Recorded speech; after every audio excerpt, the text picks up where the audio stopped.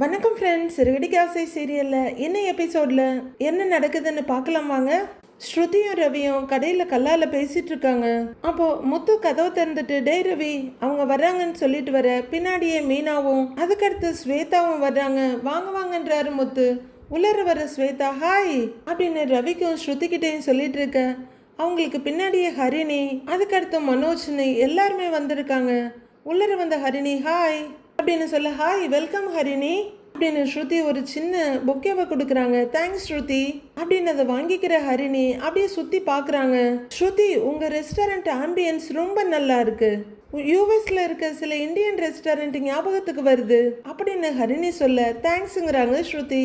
ஆனால் அங்கே இருக்க ரெஸ்டாரண்ட்ல இல்லாத ஒரு சோல் உங்கள் ரெஸ்டாரண்ட்ல இருக்கு அப்படின்னு ஹரிணி சொல்ல, ஸ்ருதிக்கு ரொம்பவே சந்தோஷம். அந்த சந்தோஷத்தோட சின்ன சிரிப்போட ரவியை பார்க்க அவரும் சந்தோஷமா சிரிக்கிறாரு.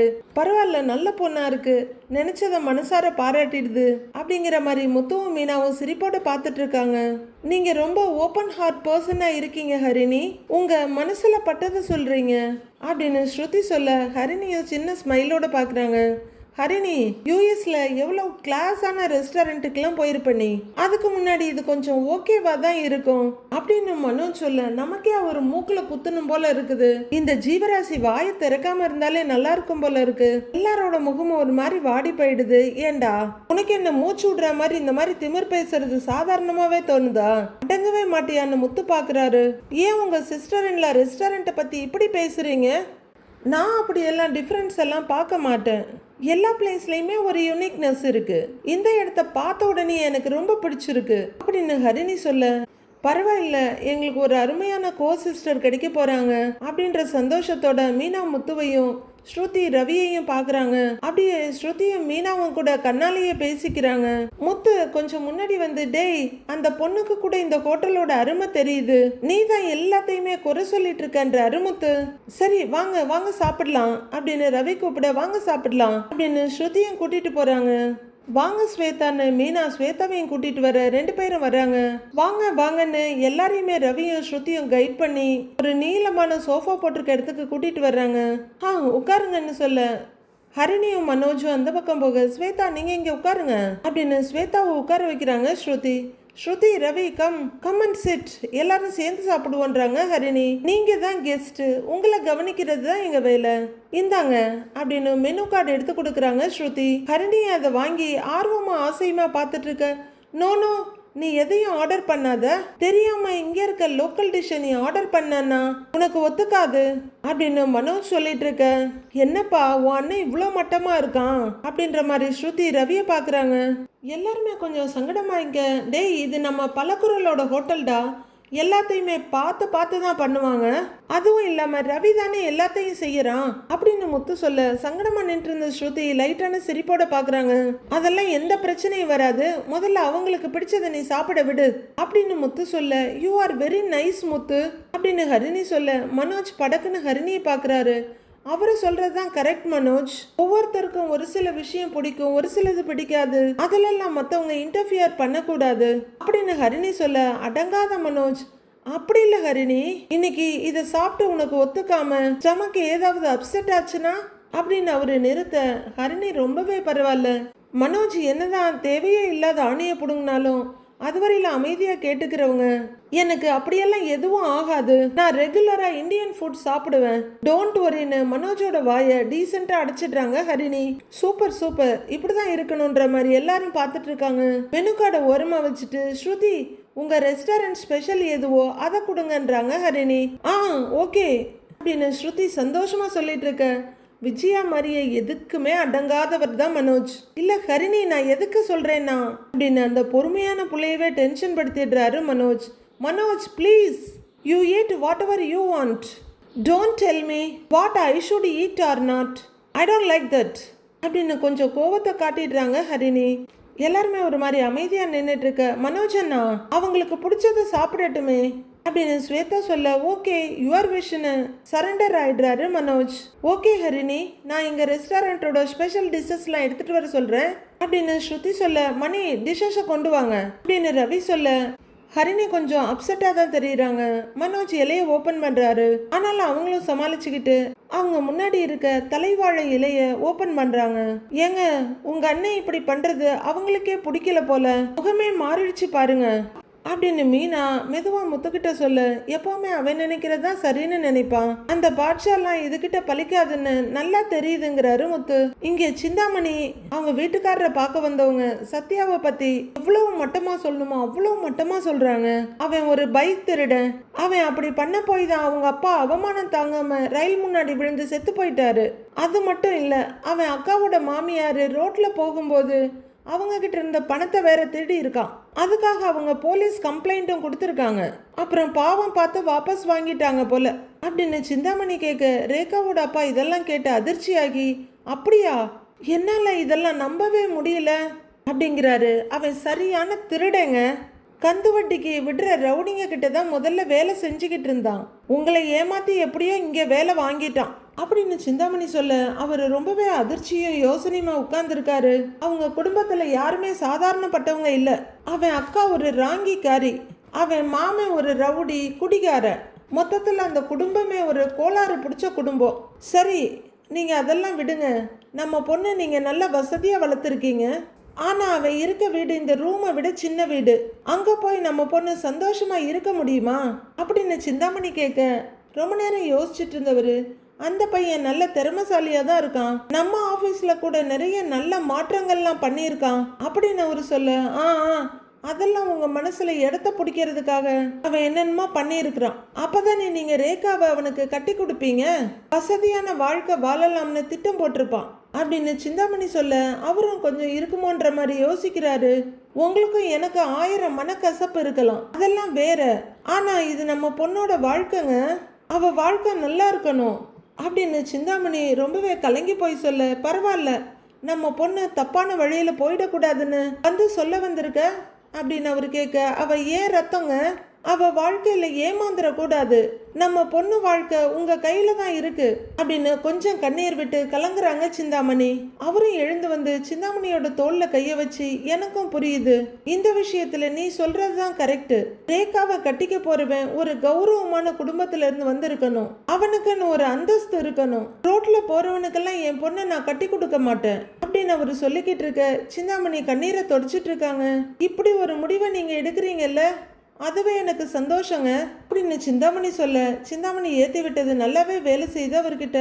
அந்த சத்யா இப்படி பண்ணுவான்னு நான் நினைக்கவே இல்லை, முதல்ல நான் அவனை டிஸ்மிஸ் பண்றேன் அப்படின்னு மிஸ்டர் மூர்த்தி சொல்ல, வேண்டாங்க, வேண்டாம் வேண்டாம் வேண்டாம், அதை மட்டும் பண்ணிடாதீங்க அப்படின்னு சிந்தாமணி சொல்ல, அவர் திரும்பி பார்த்து, ஏன் வேண்டான்னு சொல்றேன்னு கேட்கிறாரு. உடனே அப்படி பண்ணணும்னா ரேகாவுக்கு நம்ம மேல சந்தேகம் வரும். இந்த காலத்து பசங்கள்லாம் நாம ஒரு விஷயத்த வேண்டான்னு சொன்னா வீம்புக்காகவே அதை செய்வாங்க. அதுலயும் ரேகாவை பத்தி உங்களுக்கு நல்லாவே தெரியும் அப்படின்னு சிந்தாமணி சொல்ல, அவரும் கொஞ்சம் யோசிச்சுட்டு, ஆமா நீ சொல்றது சரிதான்னு தலையாட்டுறாரு. அவ லவ் பண்ற விஷயம் நமக்கு தெரியுங்கிறதே அவளுக்கு தெரியக்கூடாது அப்படின்னு சிந்தாமணி சொல்ல, என்ன பண்ணலாங்கிறன்னு ஒய்ஃப் கிட்டே ஐடியா கேட்கிறாரு அவரு. இதுல நாம பொறுமையா தான் இருக்கணும். முதல்ல ரேகாவை வேற ஏதாவது ஊருக்கு அனுப்ப முடியுமான்னு யோசிங்க அப்படின்னு சிந்தாமணி சொல்ல, மிஸ்டர் மூர்த்தி யோசிக்க ஆரம்பிக்கிறாரு. ஹைதராபாத்ல ஒரு புது ஆபீஸ் ஓபன் பண்ண போறேன், அதை பார்த்துக்க ஆள் வேணும் அப்படின்னு மூர்த்தி சொல்ல, நல்லதா போச்சு, நீங்க அவளை அங்க அனுப்பி வைங்க, திரும்பி வர்றதுக்குள்ள இங்க என்ன செய்யணுமோ அதை நான் செஞ்சிடுறேன் அப்படின்னு சிந்தாமணி சொல்ல, சரிங்கிறார் அவரு. எழுந்து நிக்கிற சிந்தாமணி, உங்களுக்கு என் மேல ஏதாவது கோவம் இருந்தா என்ன மன்னிச்சிடுங்க அப்படின்னு சொல்ல, அவரும் பக்கத்துல வந்து சிந்தாமணியோட கைய பிடிச்சுக்கிட்டு, சாச்சா இப்ப எதுக்கு அதெல்லாம் முடிஞ்சு ரொம்ப வருஷம் ஆயிடுச்சு, நானும் அதெல்லாம் எப்பவும் மறந்துட்டேன், இப்ப நம்ம பொண்ணு வாழ்க்கையை பார்ப்போம் அப்படின்னு கையை தட்டி கொடுத்து அனுப்பி விடுறாரு. நிறைய ஐட்டம்ஸ் வந்திருக்க ஒரு மட்பாட்டை கொண்டு வந்து வைக்கிறாரு வெயிட்டர். இது என்ன மட்பாட்டில் இருக்கு அப்படின்னு ஹரிணி கேட்க, இது மண்பானையில வைக்கிற சிக்கன் குழம்பு, இங்க ரெஸ்டாரண்டோட ஸ்பெஷல் அப்படின்னு ரவி சொல்ல, ஹரிணி எட்டி பார்த்துட்டு, வாவ் வாவ் நைஸ் ஸ்மெல் அப்படின்னு அவங்க சொல்லிக்கிட்டு இருக்க, ஸ்வேதா எடுத்து போட்டுக்க ஆரம்பிச்சுட்டாங்க. நம்ம ஊர் கறிக்குழம்போட வாசனைய எங்க போனாலும் அடிச்சுக்க முடியாது அப்படிங்கிறாரு முத்து. நீங்க இதை ஒரு வாய் சாப்பிட்டு பாருங்க, அப்புறம் யூஎஸ்லாம் போக மாட்டீங்க, இங்கேயே செட்டில் ஆயிடுவீங்கன்றாங்க மீனா. ஸ்வேதா டேஸ்ட் பண்ணிட்டு, ஹரிணி சிக்கன் குழம்பு சூப்பர் அப்படிங்கிற ஸ்வேதா ஸ்ருதி சூப்பரா இருக்கு அப்படின்னு சொல்ல எல்லா புகழும் என் ஹஸ்பண்டுக்கு அப்படின்றாங்க ஸ்ருதி. எல்லாரும் சிரிப்போட சாப்பிட ஆரம்பிக்கிறாங்க. ஹரிணி குழம்புல ஒரு கரண்டி எடுத்து ஊற்றி ஒரு பீஸோட தட்டில் வச்சுக்கிறாங்க. அடுத்து அவங்க சாப்பிட ஆரம்பிக்க, அட என்னங்க ஸ்பூன்ல சாப்பிட்டுட்டு இருக்கீங்க, அப்படியே கையில எடுத்து சாப்பிடுங்க, அப்பதானே ருசி தெரியுங்கிறாரு. சொன்ன முத்துவை பார்த்து ஹரிணி சம்மதம்ன்ற மாதிரி தலையசைக்க, அவ ஸ்பூன்லயே சாப்பிட்டு பழகி இருப்பா, யூஎஸ்ல எல்லாம் கையில சாப்பிட மாட்டாங்க அப்படின்னு கூட உட்காந்து பார்த்த மாதிரி சொல்றாரு மனோஜ். மறுபடியும் ஸ்ருதி ரவியவும் மீனா முத்துவையும் ஒரு சங்கடமான பார்வை பார்த்துக்கிறாங்க. பரவாயில்ல ஹரிணி, நீ ஸ்பூன்லயே சாப்பிடு, இவன் சொல்ற மாதிரி எல்லாம் சாப்பிடாத, அவன் எப்படி சாப்பிடுவான் தெரியுமா, கையில நல்லா பிசைஞ்சு அன்கல்ச்சர்டா அப்படின்னு மனோஜ் சொல்ல, என்ன அப்படிங்கிறாரு முத்து. நாகரிகம் இல்லாமையா அப்படின்னு ஸ்வேதா டிரான்ஸ்லேட் பண்றாங்க. டேய் சாப்பிடுறதுல என்னடா நாகரிகம் அப்படின்னு முத்து கேக்குறாரு. மனோஜ் எல்லாருமே கையில சாப்பிட்டு பழகினவங்க தான், அதுதான் நம்ம கல்ச்சர் அப்படின்னு ஹரிணி மனோஜுக்கு பதிலடி கொடுக்க, யாருக்கு சந்தோஷமா இருக்கோ இல்லையோ முத்துக்கு சந்தோஷமா இருக்கு. ஸ்பூனை ஓரங்கட்டிட்டு ஹரிணி கையில பிசைஞ்சு ஒரு வாய் எடுத்து வச்சுட்டு, வாவ் ரவி கையை கொடுங்க அப்படின்னு அவருக்கு லெஃப்ட் ஹேண்டால ஷேக் ஹேண்ட் கொடுத்துட்டு வெரி டேஸ்டின்றாங்க ஹரிணி. தேங்க்யூன்றார் அவரு. ரொம்ப ஸ்பைசியாவும் இல்லாம மசாலாலாம் பர்ஃபெக்டா இருக்கு அப்படின்னு ஹரிணி சொல்ல, சில ஸ்பைசஸ்லாம் கையிலேயே அரைச்சு போட்டதுங்கிறாரு ரவி. டேய் ரவி, கையில அரைக்கிறதெல்லாம் அன்ஹைஜீனிக்டா அப்படின்னு கொடியை தூக்கிட்டு வர்றாரு மனோஜ். டேய் எங்க ரெஸ்டாரண்ட்ல எல்லாமே ஹைஜீனிக்கா தான்டா பண்ணுவாங்க அப்படின்னு ரவியும் டப்புன்னு பதில் கொடுத்துடுறாரு. மனோஜுக்கு அடுத்து என்ன பேசுறதுன்னு தெரியல. மனோஜ் அண்ணா, இந்த மாதிரி கையிலேயே மசாலா அரைச்சாதான் ரொம்ப டேஸ்டா இருக்கும் அப்படிங்கிறாங்க ஸ்வேதா.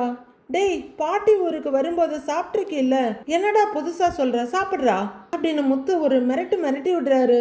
மனோஜ் ஏன் எல்லாமே நெகட்டிவாவே யோசிக்கிறீங்க அப்படின்னு முகத்தை சுருக்கிட்டு ஹரிணி கேட்க, இல்ல ஹரிணி உனக்கு அன்ஹைஜீனிக் ஒத்துக்காதுன்னு தான் சொன்னேன், நம்மள மாதிரி படிச்சவங்களுக்கு ஒரு கல்ச்சர் இருக்குல்ல, முத்து படிக்காத இல்லிட்ரேட் அப்படின்னு மனோஜ் பெருமை பீத்திட்டு இருக்க மீனாவுக்கு சுறுசுறுன்னு கோவம் வந்துடுது. அவங்க ஒரேட்ட முன்னாடி வர, வாட் நான்சென்ஸ் மனோஜ், படிக்கலன்னா என்ன, அதுக்கும் அவரோட வேல்யூஸ்க்கும் சம்பந்தமே இல்லை, புக்கை படிச்சா மட்டும் லிட்ரேட் ஆயிட முடியாது, எல்லாரும் ஈக்குவலா நினைக்கிறவங்க தான் உண்மையிலேயே படிச்சவங்க அப்படின்னு ஹரிணி சுருக்கு மனோஜை நல்லா திட்டி விட்டுடுறாங்க. கடுப்புல இருந்த முத்து சந்தோஷமா கையை தட்டிட்டு, சூப்பருங்க செம்மையா சொன்னீங்க அப்படின்னு ஹரிணியை பாராட்டுறாரு. உடனே மனோஜ் சமாளிச்சுக்கிட்டு ஈன்னு அசடு வழிஞ்சுக்கிட்டு, இல்லை நான் சும்மா நார்மலா ஜோக்குக்கு சொன்னேன் அப்படின்னு மனோஜ் சொல்ல, I don't like this kind of stupid jokes அப்படின்னு ஹரிணி செம்மையா கோவப்பட்டுடுறாங்க. சில் ஹரிணி சாப்பிடுங்கன்றாங்க ஸ்வேதா. சாப்பிடுங்கன்னு ஸ்ருதியும் புன்னகை முகமா சொல்ல ஹரிணி சாப்பிட ஆரம்பிக்கிறாங்க. பானம் கெட்ட மனோஜும் சாப்பிட ஆரம்பிக்க எல்லாரும் ஒருத்தர் பாத்துக்கிறாங்க. மீனா முத்துவோட தலை பக்கத்துல கொண்டு வந்து தலையை வச்சு, நான் திட்டுறதுக்கு முன்னாடி அவங்களே நல்லா திட்டி விட்டுட்டாங்க அப்படின்னு மீனா சொல்ல, இது கொஞ்சம் டெரரா தான் இருக்கும் போல அப்படிங்கிறாரு முத்து. இதாங்க இதை ட்ரை பண்ணுங்க அப்படின்னு வேற ஒரு டிஷ்ஷை நீட்டுறாரு ரவி. தேங்க்யூன்னு ஸ்வேதா ஒன்று எடுத்துக்கிறாங்க. ஹரிணி இந்தாங்கன்னு நீட்ட ஹரிணியை எடுத்துக்கிறாங்க. அப்போ மனோஜ், ஹரிணி நான் உங்ககிட்ட ஒன்று கேட்கணும்னு நினைச்சேன் அப்படின்னு சொல்ல, என்ன மனோஜ்னு கேட்குறாங்க ஹரிணி. கொஞ்சம் கூட இங்கிதமே இல்லாம, உன்னோட எக்ஸ் ஹஸ்பண்ட் உன்னை எதுக்கு டிவோர்ஸ் பண்ணாரு அப்படின்னு மனோஜ் கேட்க, வாய்கிட்ட ஒரு வாய் எடுத்துட்டு போன ஹரிணி அப்படியே நிறுத்திட்டு அதை மறுபடியும் இலக்கி கொண்டு போறாங்க. எல்லாருக்குமே பயங்கர அன்னீசி ஆயிடுது. ஆனா மனோஜ் எதை பத்தியும் கவலைப்படாம பக்கி மாதிரி சாப்பிட்டுக்கிட்டு பார்த்துட்டு இருக்காரு ஹரிணிய. ஸ்வேதாவுக்கும் லைட்டா ஒரு மாதிரி ஆகுது. மனோஜனா அதை பர்சனலா கேட்டு தெரிஞ்சுக்கலாம்ல அப்படின்னு சொல்றாங்க. இப்ப அதனால என்ன, ஜஸ்ட் தெரிஞ்சுக்கலான்னு கேட்டேன் அப்படின்னு கொஞ்சம் கூட இங்கிதமே இல்லாம சொல்றாரு. இது மட்டும் உங்களுக்கு நாகரிகமா இருக்கான்னு ஸ்ருதி கேட்டு விட்டுடுறாங்க. அதுக்குள்ள ஹரிணி சமாளிச்சுக்கிட்டு, இட்ஸ் ஓகே, டிவோர்ஸ் பண்றதுக்கு காரணம் அவன் ஒரு ட்ரக் அடிக்ட் அப்படின்னு ஹரிணி சொல்ல, ஓ அப்ப நம்ம முத்து மாதிரின்னு சொல்லு, அவன் கூட நல்லா குடிப்பான் அப்படின்னு வாழைப்பழத்துல ஊசி ஏத்துற மாதிரி சிரிச்சுக்கிட்டே சொல்றாரு மனோஜ். மீனா ரொம்பவே அதிர்ச்சியோட முத்துவை பாக்குறாங்க. என்னங்க இவன் இப்படி பேசுறான்னு.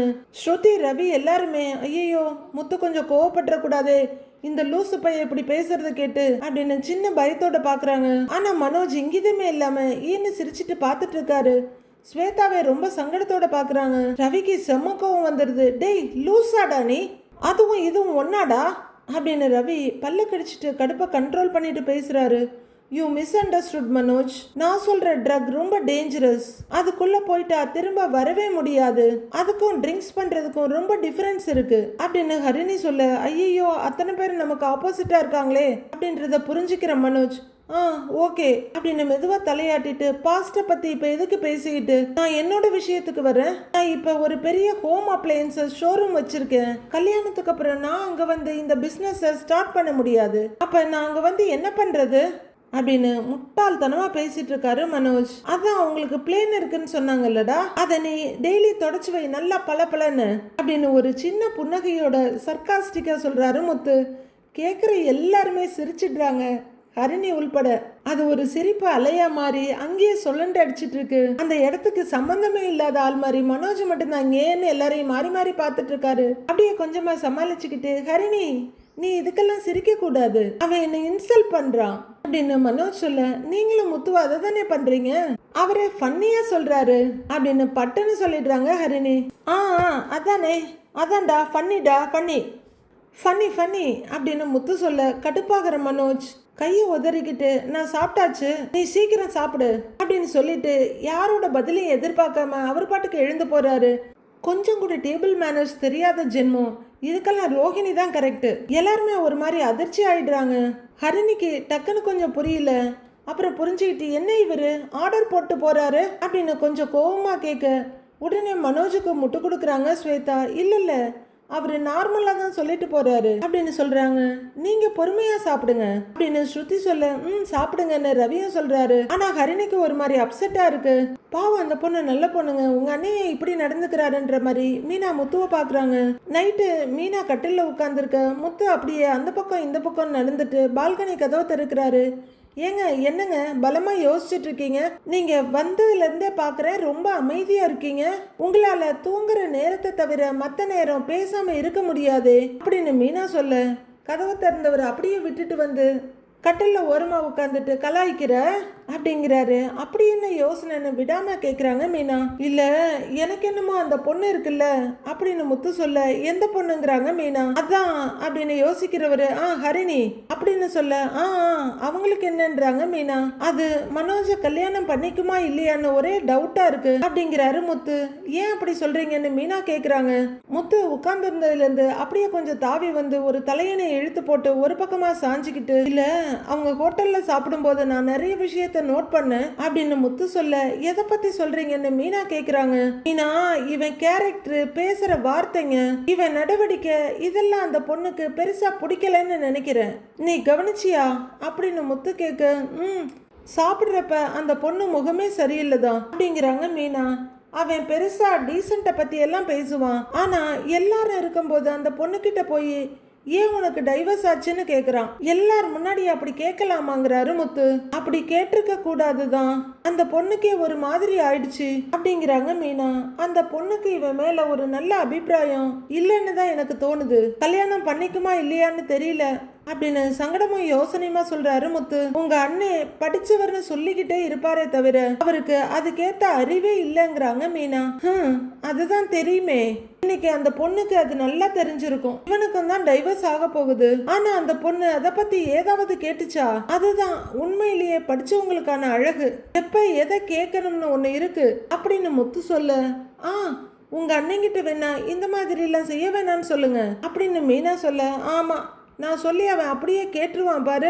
நீ வேற, இவன் பண்ற கோமாளி வேலையெல்லாம் பார்த்துட்டு அந்த பொண்ணு இவனை வேணான்னு சொல்லிட்டு ஓட போகுது பாரு அப்படின்னு முத்து சொல்றாரு.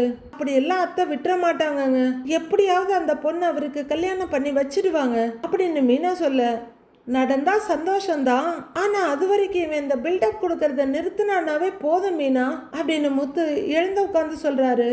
அது அவங்க வாழ்க்கை, அவங்க பாத்துக்குவாங்க, விடுங்க. நான் உங்ககிட்ட வேற ஒரு விஷயம் பேசணும்னு இருந்தேன் அப்படின்னு மீனா திரும்பி உட்கார்ந்து சொல்ல, இவரும் மீனாவுக்கு எதிரில் திரும்பி உட்கார்ந்துகிட்டு என்ன விஷயம்னு சீரியஸா கேக்குறாரு. நீங்க சத்திய விஷயத்துல ஏன் இப்படி பண்றீங்கன்னு மீனா கேட்க, நான் என்ன பண்ணேன்னு கேக்குறாரு முத்து. அவனை லவ் பண்ண வேண்டாம்னு நான் சொல்லிட்டு இருக்கேன், நீங்க என்னடானா அவங்களுக்கு சப்போர்ட் பண்ணி பேசிட்டு இருக்கீங்க அப்படின்னு மீனா கேக்குறாங்க. டேய், இது என்னடா அநியாயமா இருக்குது? லவ் பண்றவங்களை பிரிக்கிறது தான் தப்பு, சேர்த்து வச்சா 2 பேர் வாழ்க்கையும் நல்லா இருக்கும்ல அப்படின்னு முத்து சொல்ல, மீனா டென்ஷனை கண்ட்ரோல் பண்ணிக்கிட்டு, இது என்னமோ எனக்கு சரியா வரும்னு தோணலைங்க அப்படின்றாங்க.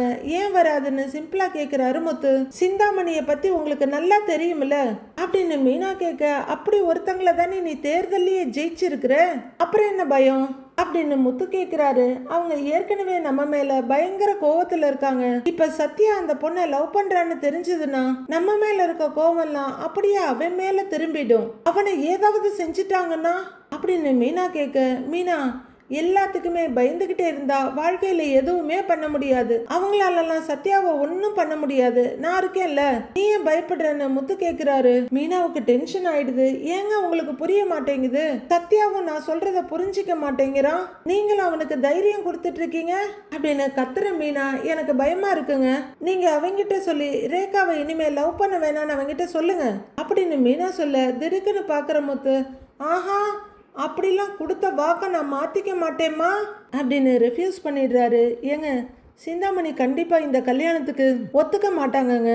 ஒருவேளை ரேகா மனசை மாத்தி வேற கல்யாணம் பண்ணி வச்சுட்டா சத்யாதாங்க ஆசையை வளர்த்துக்கிட்டு ரொம்ப பாதிக்கப்படுவான் அப்படின்னு மீனா சொல்ல, மீனா அந்த பொண்ணு நல்லா ஸ்ட்ராங்கா இருக்கிறா. சொல்ல போனா முதல்ல அவ தான் லவ் பண்ணியிருக்கா.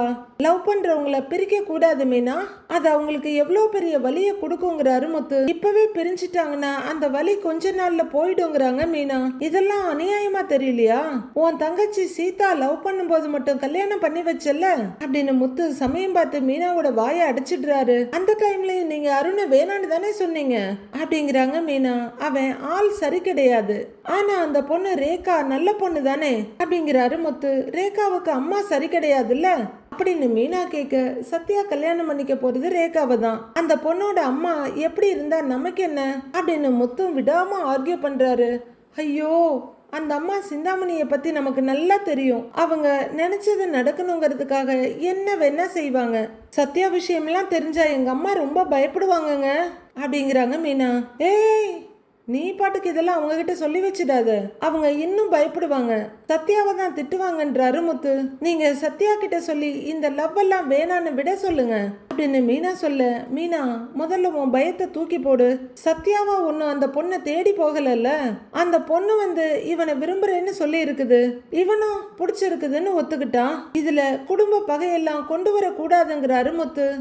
நான் சொல்றத கொஞ்சம் மீனா விடாம பேசிட்டு இருக்க. நீங்க பாரு மீனா, முதல்ல இதை விடு, நான் சொல்றத கொஞ்சம் கேளு. சிந்தாமணியாலெல்லாம் ஒன்னும் பண்ண முடியாது. சத்யாவுக்கும் ரேகாவுக்கும் கல்யாணம் நடக்கும், நாம பண்ணி வைப்போங்கிறாரு முத்து அழுத்தம் திருத்தமா. மீனா கவலையும் அதிர்ச்சியுமா அவரை பார்த்துட்டு இருக்க. மீனாவோட கலக்கத்தை பார்த்துட்டு அதுக்கு என்ன செய்யணும்னு நான் யோசிக்கிறேன், அது வரைக்கும் நீ கொஞ்சம் பொறுமையாயிரு சரியா அப்படின்னு கேட்டுட்டு முத்து கட்டில விட்டு இறங்க. மீனா உச்சி கொட்டிட்டு உட்கார்ந்துருக்காங்க. அடுத்த நாள் பொழுது விடியுது. ரோஹிணி பார்லர்ல இருக்காங்க. ஒரு லேடிக்கு மேக்கப் பண்ணி விட்டுட்டு ஓகேங்க மேம் கரெக்டா இருக்குன்றாங்க ரோஹிணி. அந்த லேடி எழுந்து கண்ணாடியில பார்த்துட்டு இருக்க இன்னொருத்தவங்க உள்ளார வர்றாங்க. மேடம் உங்க பார்லரை நீங்க பிரான்சைசிக்கு விட்டதுக்கு அப்புறம் நீங்க இங்க பெருசா வர்றதே இல்லையாங்க மேடம் அப்படின்னு கேட்க, ரோஹிணி ஸ்டைலா கையை ஒரு பக்கமா வச்சுக்கிட்டு, வர்றதுக்கான டைமே இல்லை, பர்சனல் இஷ்யூஸ் நிறைய போயிட்டு இருக்கு, இப்ப கூட ஓனர் மேடம் நிறைய அப்பாயின்மெண்ட்ஸ் இருக்குன்னு சொன்னதுனால தான் நான் இங்க வந்தேன்னு ரோஹிணி சொல்ல, ஓகேங்க மேம் அப்படின்னு அவங்க சொல்ல, மேக்கப் போட்டுக்கிட்டவங்க ஓகேங்க மேம் பை அப்படின்னு சொல்ல, ஓகேங்க மேம் தேங்க்யூன்றாங்க ரோஹிணி. இந்த மேக்கப் போட்டுக்கிட்ட லேடி கவுண்டர் கிட்ட போயிட்டு இருக்க, ஏன் ரொம்ப நாளா வரவே இல்லைன்னு கேட்டுட்டு இருந்த அந்த இன்னொரு ஸ்டாஃப் அங்க முன்னாடி வர்றாங்க.